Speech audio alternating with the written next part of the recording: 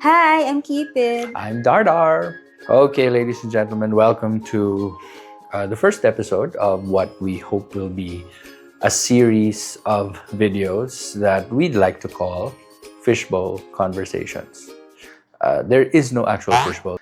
There is no actual fishbowl. In fact, it's just one pink box, but you get the gist. So what we're going to do is we're going to talk about our experiences as individuals and as a couple, and hopefully, by answering these questions, we give you a glimpse of our experiences, our background, our history, both as individuals and as a couple. Our first episode for today is entitled Humble Beginnings, where we are going to talk about our past, our background, and our preparation in order to achieve this, to get to this point. And I believe that Cupid here has prepared a series of questions, which we will be picking out from this box. There are 3 questions, I believe. And so, Cupid, let's get the ball rolling and kindly pick the first question. Okay. Thank you for the introduction, Da. Yeah, yeah, yeah. So this is the first question. This is actually a two-part question. Oh, okay. 2-part question. So the first is, how did you prepare to be an educator? Well, I did not start out in education as a program. In fact, I started out as an engineering major back in the day. It was 2005, I believe. And so um, I was never really keen on joining the engineering force. I never really envisioned myself as an engineer. Why are you running? Although I do belong to a family of architects, engineers, and such. My cousins are engineers. My dad is an engineer. My uncles are engineers. My grandfather is an architect. His brothers are engineers. Nice. And so I wanted to be a teacher. Since high school, I've always wanted to be a teacher. So yeah, how did I prepare? One is proper career guidance, I think, and just envisioning myself as a teacher. And when I finally got the chance, I enrolled under the AB program, Bachelor of Arts in English. And if you want to know why I enrolled in AB English and not BS Education or Bachelor of Secondary Education or Bachelor of Elementary Education, there's just one reason why. I wanted to skip the field study. No offense to the education majors. I think y'all are amazing. I do know that is an important component. I just did not want to go through that experience. I saw our classmates back then. They would come back from their field study looking tired, stressed, and I did not want that stress in my life. Was it a good decision to skip? I think so. Although I feel like I would have learned more, from the teaching profession if I joined the field study or if I were in the BS Ed program. However, after I finished my AB course, I was forced to take 18 units in education. Given the transition to the whole K-12 thing. So our boss back then told us, you have to get a teaching license, and you can only do that if you have at least 18 units in education. So yeah, I had to take those 18 units. However, the good thing was I had a say in which courses or which subjects I would like to take. Nice. As long as it's in the list of required subjects. So yeah, that's how I prepared to become an educator. And how about you? How did you prepare for In my case, The course. like that, I also did not start as a student who was majoring in English. Mhm. Um, I I started with BS Ed, secondary education, but majoring in math. Mhm. I I finished it for 2.5 years only. Yeah. Half been finished actually. Half. Um, and then we both had this job in Manila, Mhm. which was teaching Korean students online. And then we taught there for around 2.5 years 2.5. as Yeah. well, right? Right. Right. Almost 3 years.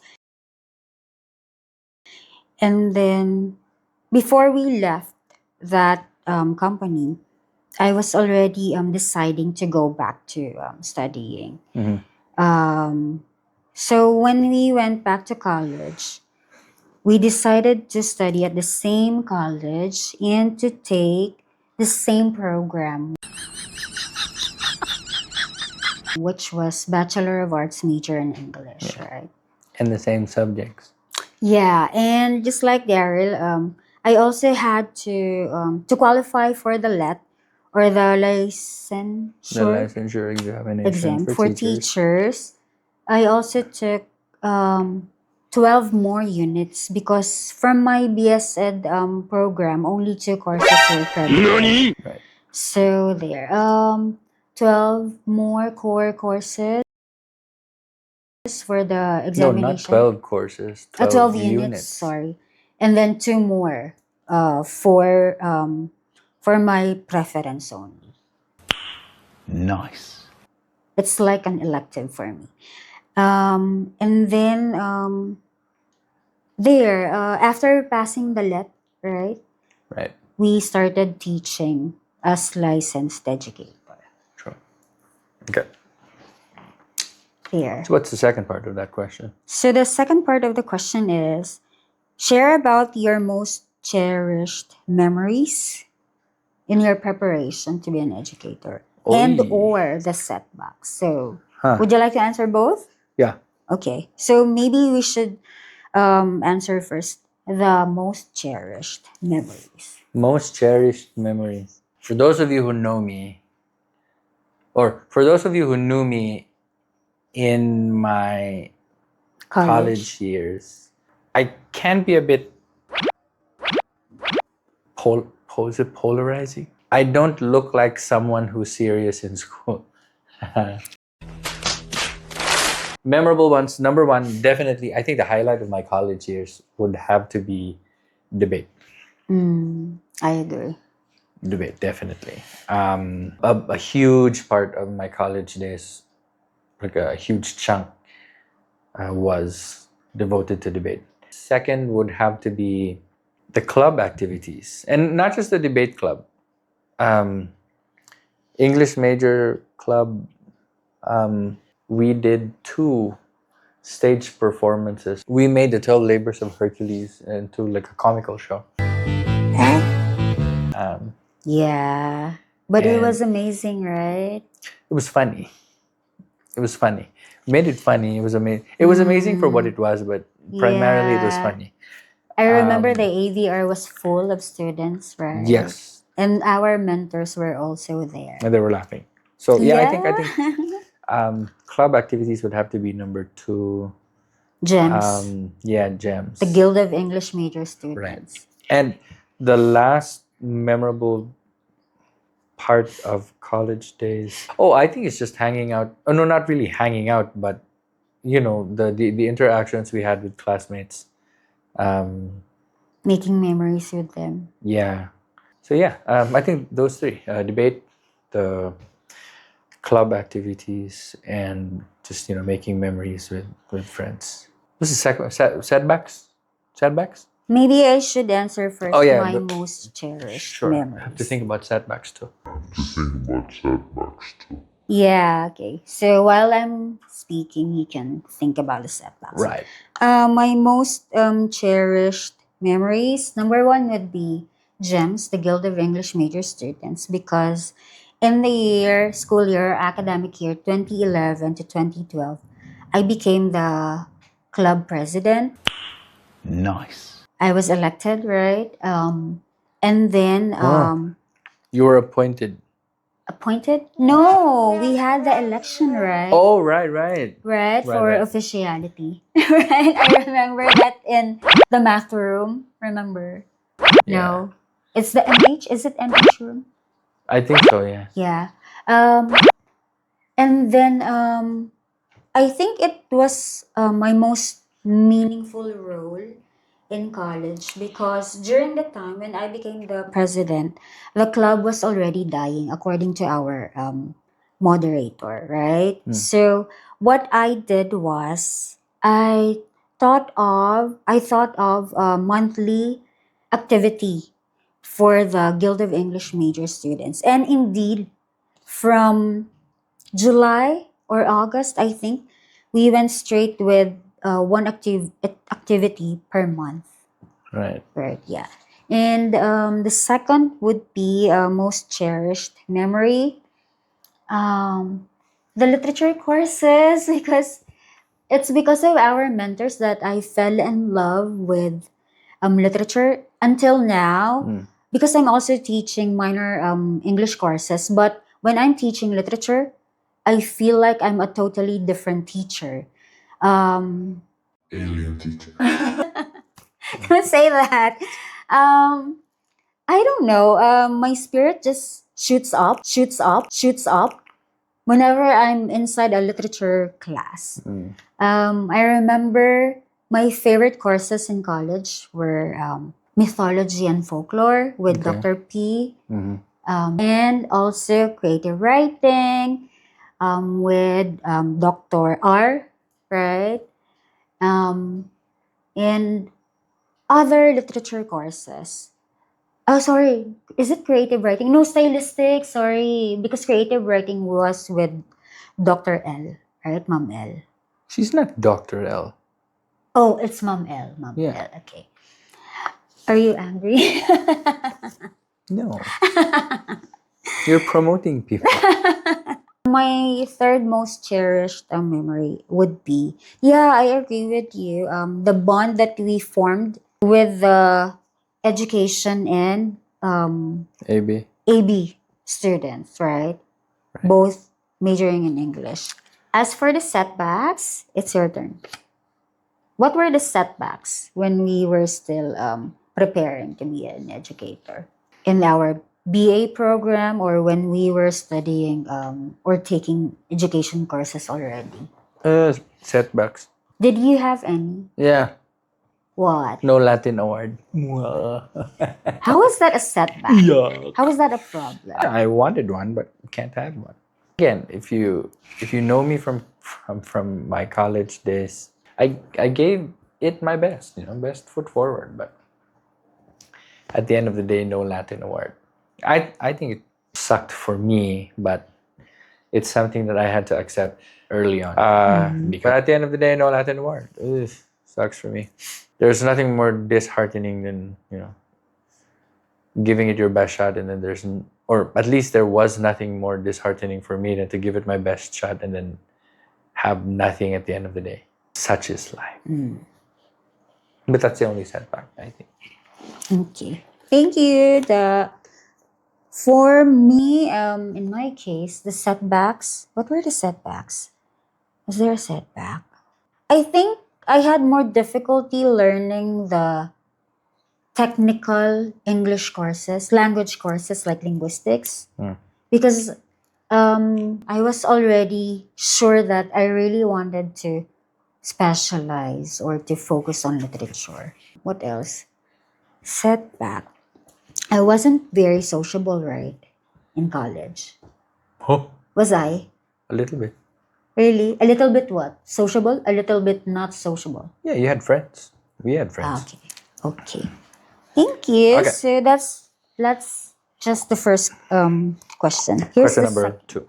Second question is, what or who inspired you to be an educator? Do you want me to answer first? No. Okay, sige. Let's name names now. She doesn't want to name names. I want to name names. Nicknames only. No, let's give credit where credit is due. Let's use the name. We can use the name.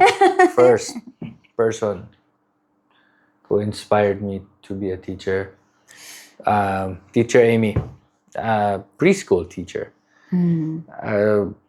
She helped bring out my skills, my talents. Nice. I owe my public speaking skills to her. She was the one who helped me begin my public speaking journey in preschool, by the way, and first grade. And I cannot forget, it's the three billy goats. Second teacher, my mom. My mom was a teacher. Yeah, she's retired now, but she was a teacher. And luckily and unluckily for me, my mom became my first year high school class advisor. And there's nothing more embarrassing than to have your classmates call your mom teacher mama. But seeing how my mom interacted with my classmates, and seeing my classmates become close to my mom was an amazing thing. And they still call her teacher mama to this day. We're already 37, 38 years old, but they still call her teacher mama. Third teacher, and this one may he rest in peace, Sir Bong. He was the first teacher, I think, that impressed me, and I could not forget his activity back then. We were in 5th grade when Sir Bong became our teacher. He had this activity where he would ask us to search for a significant event that happened on that day. He called it like this day in history because he was our history teacher. And back then, okay, laglagan na tayo ng edad. We had no internet back then, no Google, anything. And so, yeah, what number am I in? Fourth. Okay, fourth teacher. Wow, a lot of teachers inspired you. Fourth teacher is Sir Romero, Sir Joros, as we would like to call him. My second year high school class advisor. And if Teacher Amy was the first one who brought out, who kind of nurtured my skill, it was Sir Romero who helped open the doors for me. I owe Sir Romero the opportunity I received to be an exchange student to Japan. It was Sir Romero who really pushed me to join the screening process. And I was introduced to art, public speaking, even stage performances. Sir Romero would always push me to join those performances. Although my first stage performance, kind of like a musical thing too, was in first year. I had kind of like a supporting role back then, but during the second, third, and fourth musical sets, when I became more active, thanks in part for the most of it to Sir Romero. And fifth teacher, last but definitely not the least, my third year and my fourth year class advisor, Teacher Nana, or Nanay as we would like to call her. She's kind of like if you had, I know teachers are called like second parents and all that. And my mom was my teacher, but Teacher Nana is kind of like our second mother figure. I liked the way she handled our section. Our section was a handful, to be honest. We were not exactly the most well-behaved class ever. We were the only one, or we were the only section back then. But the way she handled the the boys. You know who you are. I will not name names. But the way she handled the boys back then was amazing. She could make everyone follow the instruction. And um, she had this weird way of writing on the floor. I don't know. I don't know if my classmates remember. Probably they do. But teacher Nanan hardly used the blackboard. She would write on the floor. Interesting. Yeah. What would she use? Chalk. Those were the 5 most influential teacher figures I had before I decided to pursue a degree in English. So like Thank you, salute to everyone. Da. How about you? In my case, I think my first inspiration was or were my teachers, English and math teachers in elementary. Do you know So the that was martial in the law? year. That was in the year. Kopong kopong. Okay. Do you know the martial law? So I remember Madam Remy. She was my mentor in math in grade 6. And my class advisor, Madam Virgines. In the Or year Madam Myrna in the year 1996 or 97. Yeah. 1896. What I liked about 1896? Mommy, the mommy. It was 1896 when she was in elementary. So in 1995 or 1996. Oh no, sorry. Mom Remy was my grade 6 math teacher. So it was in 1996. I remember she would teach me in a separate room to prepare for the math quiz bowl. And because of her, I got to love mathematics more. Because when I was a child, I was really good in math. I don't know what happened with me. Yeah. Okay, going back. In elementary, my English teacher, who was also my class advisor back then, she was very hands-on. Because Handsome? hands-on. Oh. Because she was single during that time. So she was giving the class all her time. I remember her, she would visit us every time she had a break from other sections. In college, I had a lot of inspirations. That is why I decided to to teach right after college. So my first inspiration in college was Ma'am Tet, Madam Tetay. Because Tetay. she is so bubbly. Remember Doctor. her when she speaks in class? It's just like we are just having a free talk Yeah. about the reading assignment. Right? Doctor. Yeah, she is a doctor now. Dr. And Tetay. also, of course, I will never forget Madam P. Hey, shout the, out Madam the P. goddess, right? Of AB, right? Queen P. Yes. And it's because of her style as well in teaching. You know, she just sits there. I remember when she comes to class, everybody would automatically stand up. And then we would just say, good evening. And then when she talks, nobody goes out and everybody's quiet, right? There's something about her presence that automatically makes the student respect her, give respect. After due all, she respect. was the dean. Yeah, very, very respectful.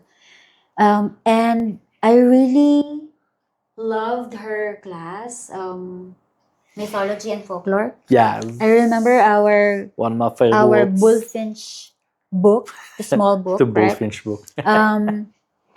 Whenever we talk about the reading assignment, it's just like I feel like I'm inside the book and we are like the gods and goddesses in Mount Olympus. I felt like I was flying whenever we had the class with her. So I said to myself, I think we were still second year, right? When we had her as our teacher. No, you were third year.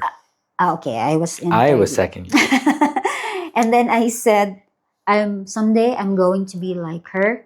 I'm going to be in front teaching college students, tertiary students. Right. Yeah. Um yeah, they were my inspiration. Shout out, mga lodi. Shout out to our mentors, former mentors. So here's our last question. Uy, last question na agad. Okay. Yes. Share about your higher education. Higher Yeah. education? You are a graduate of AB English. no higher like Higher? AB English. higher Higher? higher than college. Ah, you Postgraduate? mean no, you mean grad school? Yeah, grad school. I graduated from the same school, but from the same college, College. by the way. Master of Arts in Education, major in English language teaching. It was kind of like a plateau experience for me. Nothing eventful happened during my master's. Because I think it's because we were already working full time while studying. Yeah. And I must admit, and thank you very much, Dr. Fernandez, for being so patient with You're me. naming all of them. No, like, shout out Doc F for being so patient with me because Dr. Fernandez was my teacher 6 times. She's like Mom Judith. She was my teacher 6 times and nakakasawa ang mukhang to. You see, every time she would see me in class, she would have this big, big smile as if like, it's you again. But yeah, I think the part that I enjoyed in my master's journey was the fact that she was my teacher 6 times. And so, you know, if I see her name in the class list, like she's the teacher, I know immediately that she would make me kind of like the secretary in the class. So she would send all the PowerPoints to me, ask me to photocopy everything. And so it was fun, you know. The only enjoyable parts were that, you know, Dr. Fernandez was my teacher 6 times. And that number 2, I went to the same school. So everything was very familiar to me. Yeah, that's it. Thank you. In my case, I graduated with Master of Arts in English in the year 2017. In 2013, before November, because I started second sem. Yeah. For my master's. I remember I went to State University and I was given the option to major in linguistics, MA in linguistics. And then I had another option. I went to a Jesuit university. I ended up with the Jesuit university because I'm from a Catholic college institution. So You don't have to mention Jesuit. I opted to enroll in the university, and I loved it because it's very vertically inclined. What? Vertically inclined to my BA. Incline? Aligned? Aligned, sorry. Sorry, I'm sleepy. It's vertically aligned to my BA in English. And it's basically a repetition of what I learned, but more sophisticated or maybe more difficult than what we studied in college. So there. If since we are talking about higher education, if I am given the chance, would I pursue PhD? Perhaps if I will get accepted for a full-time scholarship, I would try again, to get that dream, to make that dream come true. But if it's working full-time and studying part-time, no, I don't want to sacrifice the quality of my learning. Yeah. How about you, Ta? Do you still want to finish PhD? Yes. Ah, okay. Are you planning anytime soon? No. No, not yet. Masters first. Another master's. Yeah. Okay. Another masters. Yeah. Yeah, me too. Maybe another master's first before Yeah. before the PhD. Yeah, maybe in my second master's I would specialize in education because the kids now, the students now are digitally native. I'd like to learn more how to educate them. So there. That's the end of our first Alright. episode. Okay. So Our humble beginnings. again, for our next episode, we'll be talking about Early our years in early teaching. years in teaching. Yeah. It's gonna be a fun story too. Yeah. If you just really want to genuinely know more about how we got to be where we are now, the whole shebang, whole process, just drop that question in the comment section, and we'll be happy to answer them in the episodes to come. Okay, so before we go, don't forget to hit that like button, Yes. subscribe if you want to, and hit that share button too, so that other people can watch this episode and the following episodes that will come in the next few weeks. Yes. So yeah, thank you very much for watching, Thank you. and see you in the next video. Bye. Bye.